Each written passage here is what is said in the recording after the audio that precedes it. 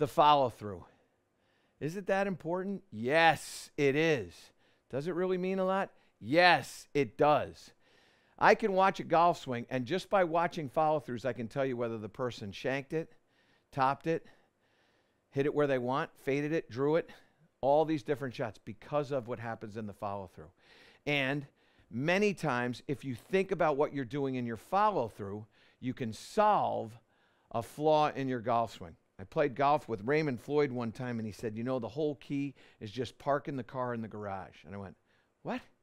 And he said, all I try to think about when I'm swinging is taking my hands, and when I come through, the garage is right above my shoulder, my left shoulder, and I'm going to put my hands in that garage.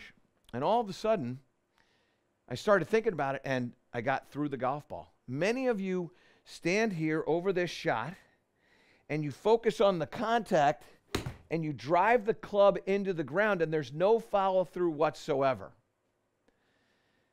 You're not letting the ball be the halfway point or the midway point. You're letting it be the end point. And as a result of it being the end point, there is no follow-through. But when you stand up there without a golf ball, you make this beautiful swing, and your finish is perfect. Your balance is great. There's no forced follow-throughs. Now, why do we struggle with following through?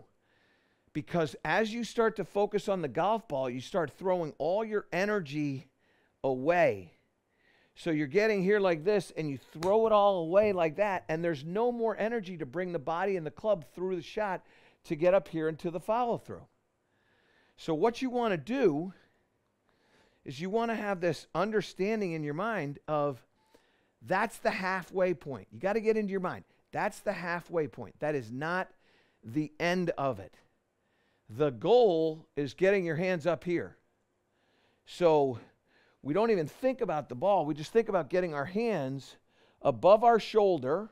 So it's going to get, I'll do it to this camera. It's going to get above the shoulder, and it's going to get to the left side or to the pull side of your head. All right? And the other thing that you want to do is you want to feel like you're going to face the target. So you make it a two-piece process. First, teach your body how to rotate, and then teach your hands how to lift.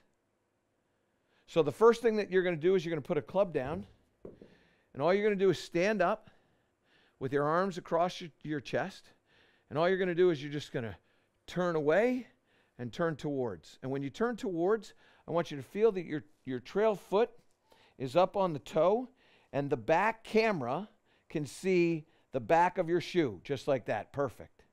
So you're going to go, boom. And now you can see the bottom of that shoe. And what you're going to start to realize is that the lead side of the body, the right-handed golfer, left-hand side, is going to get out of the way rotationally. So they're going over there. They're going behind me. The lead hip, the lead shoulder, they're going right behind. If you want to think about the trail, they're going right forward, just like this. And they move together. The hip and the shoulder are going to move together. Now, they don't in reality, but in your mind, they do. So up here like this, boom, just like that. Now, after you've done that, you're just going to hit some pitch shots. I've got a 6-iron. It doesn't matter the club that you use, but I want you to make this no speed, just a half swing, and make the body rotate through. So you're going to go like this, and you're going to rotate through. Now, what you want to do is you want to check this position right here. And this position right here is, do you feel any pressure on this back foot? Or does it feel light?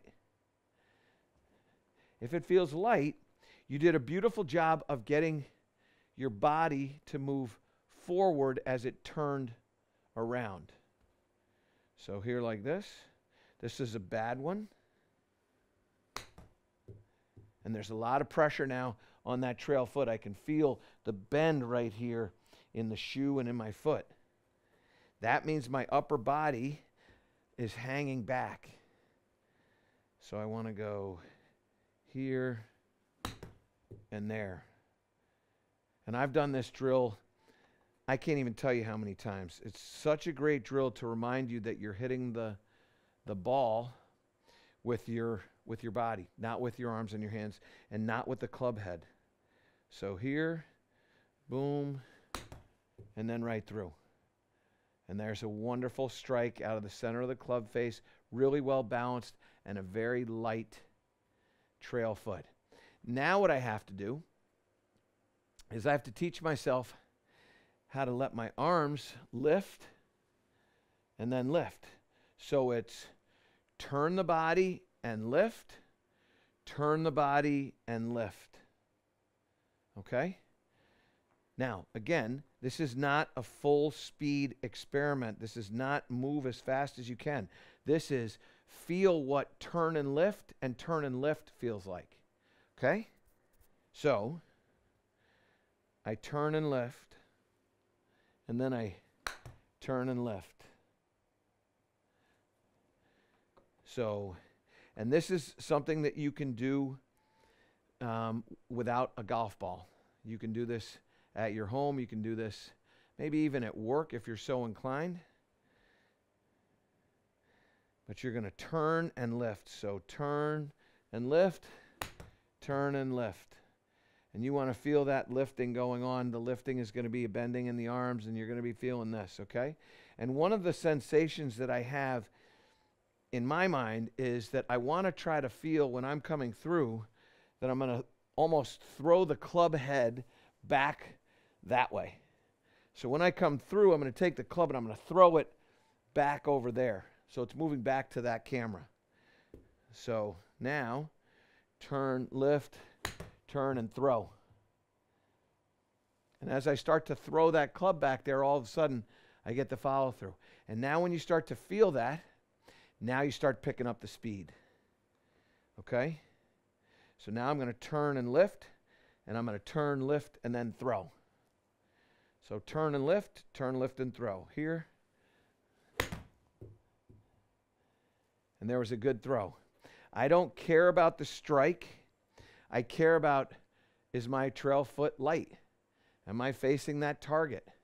Just like in that short little drill. So turn and lift, and throw. That trail foot feels so light. That club is definitely back over there. Now we start to add some speed here. Now, the way this speed works is this. This is kind of slow this way. This is faster coming down. And then it's fastest coming through. It doesn't work that way, but that's what it feels. So it's slow, fast, fastest. So slow, fast, fastest. Slow, and then throw. That felt like a really good motion, and that felt like my trail foot was really light. Same thing again. So slow, lift, so a slow lift, and then fast, fastest. Here we go. Oh, that was really fun. Trail foot feels really, really light. That club is thrown back there, and my hands are above my shoulder and just to the left of my left ear. And all of a sudden, I'm making a swing where I'm thinking about the follow-through. And that follow-through is fastest and throw. Turn and throw. And as you start to do this, you develop a golf swing where the ball becomes the halfway spot. And when you have that, you're on your way to having a very, very repetitive, confident swing that's reliable and consistent. Do that drill. Have those thoughts, and you're no doubt going to improve that follow-through. To improve all parts of your game, subscribe to my channel and click the link below.